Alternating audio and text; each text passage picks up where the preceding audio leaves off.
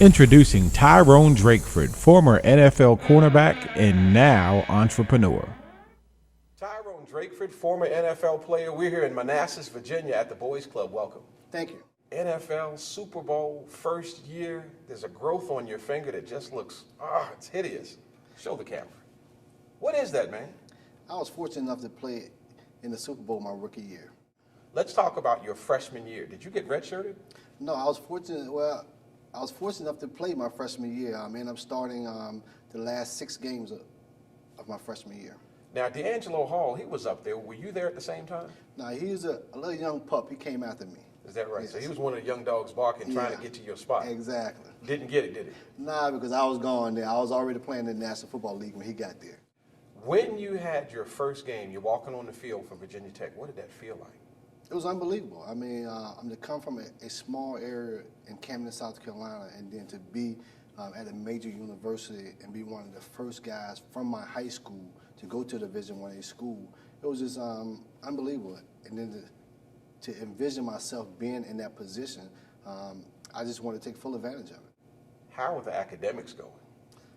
It was tough, especially my first year, which happens with a lot of guys coming to college for their first year, is that you're balancing between school and practicing, and it's more like a job as opposed to just going to school, because you're out on the football field, whether it's 3 to 4 hours a day, and then you're going to meetings another 2 hours, then you got class during the day, so it's like a 15-hour job basically, but one of the good things about it is that you find other students who can relate to what you've gone, or actually what you're going through, that may be juniors or seniors, that can pull you to the side and give you that advice and help that you need as a freshman. Freshman year, things are going well. Where was the hiccup? Every freshman has a hiccup.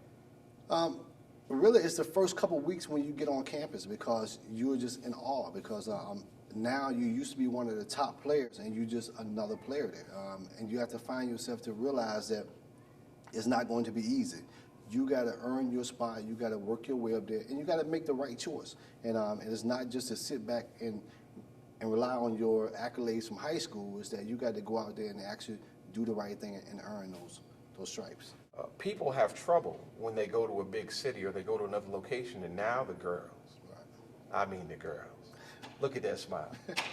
How did you deal with that? It was tough, very, very tough. And fortunately for me, at the end of my freshman year, I was able to find someone that I can settle down with, and I didn't find myself out there messing with a lot of girls or just enjoying what was out there for an athlete at Division I school. And that kind of kept me in my place. I'm not saying I didn't have fun, but at the same time, I wasn't one that was 5 or 6 girls here and there. I found a sweetheart and I ended up marrying her. Well, there was a lot of temptations, and as a young man, we do things that sometimes we sort of regret, but you have to make those choices. And then when you make the choices, you realize, okay, I may have made a mistake, and not to make that mistake again. My senior year, I actually broke my leg, and and I missed the last 7 games. So coming into the season, I was a preseason All-American, and then when you break your leg, it's like, wow, where do you go from there? And basically, I just put my faith in God, and I spent a lot of time with friends and family, and found myself really saying, okay, the choice is whether you're going to feel sorry for yourself or are you going to battle back and get ready for your bowl game. And then that's what I did. I got ready, I got healthy, and then I had an opportunity to go down to the Senior Bowl in the All-Star game out in California, and then I was invited to the Combine. And how'd you do at the All-Star game? Did you put on a show? I think I did. You must have done well. You were in the league. Yeah. All right, you're at the Combine. Everybody's there, the best of the best. Did you think you were good enough? Yes. I've always thought I was good enough. Didn't perform at the level that I wanted to, but it was good enough. But it wasn't my best. But I've always thought I was good enough to be able to play at that level. Second round draft pick, was Yes. that it? You're sitting by the telephone, wondering if they're going to call San Francisco 49ers. Who was the coach?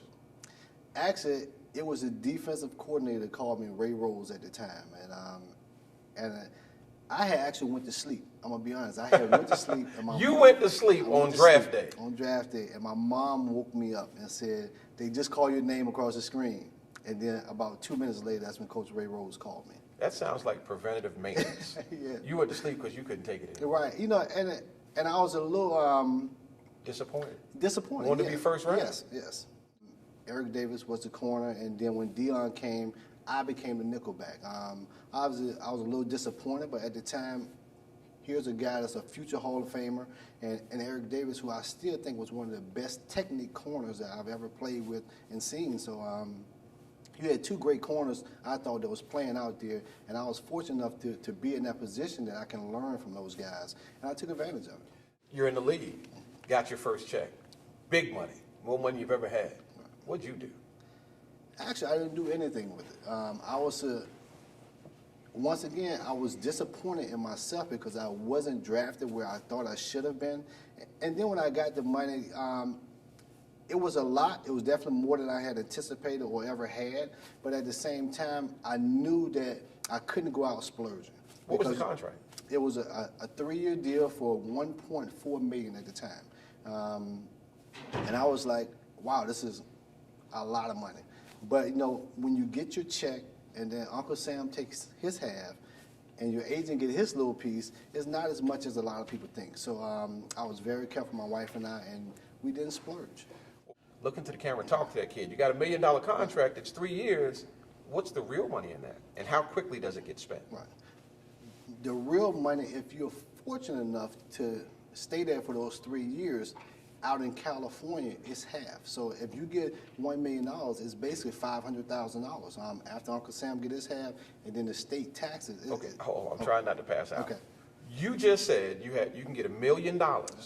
You're in San Francisco. You're an NFL player, Right. but you only get to cash $500,000. Right. That's after taxes. That's after taxes. You got an agent? Got an agent. He get any money? He get a little. He's got to get a piece. He got to get a piece. So what does it end up in your hands? What you end up in your hands is probably about $400,000. Okay, now, 3-year contract. Do they give you a lump sum? No. What you do is that they give you a bonus up front, and then the rest is over the term of the contract. So that's why I say if you're fortunate enough to stay your 3 years or 4 years, whatever the contract is, then you can receive all of it minus your taxes. But even if you stay for those 3 years at $1 million, it sounds like a lot, but after this, especially out in California, you get hit with 11% state tax and 39% federal tax. You're at a 50% clip, so you can't spend a lot. Well, you just said it comes down to $400,000 over 3 years. We're looking at $133,000 a year, but you're an NFL player, so Right. your wife, your girlfriend, your family, your friends, they didn't get their piece yet. Right. And then there's a level of expectation.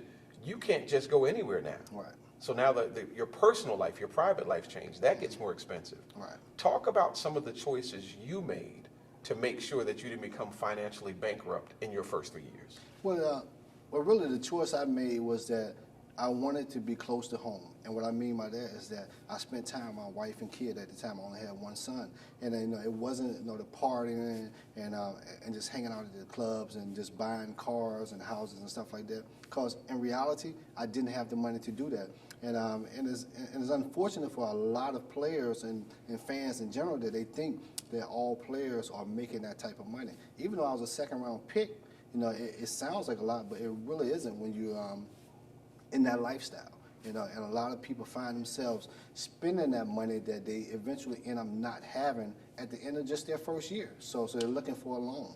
And I really didn't want myself to be in that position. Click below for part 2. Thank you.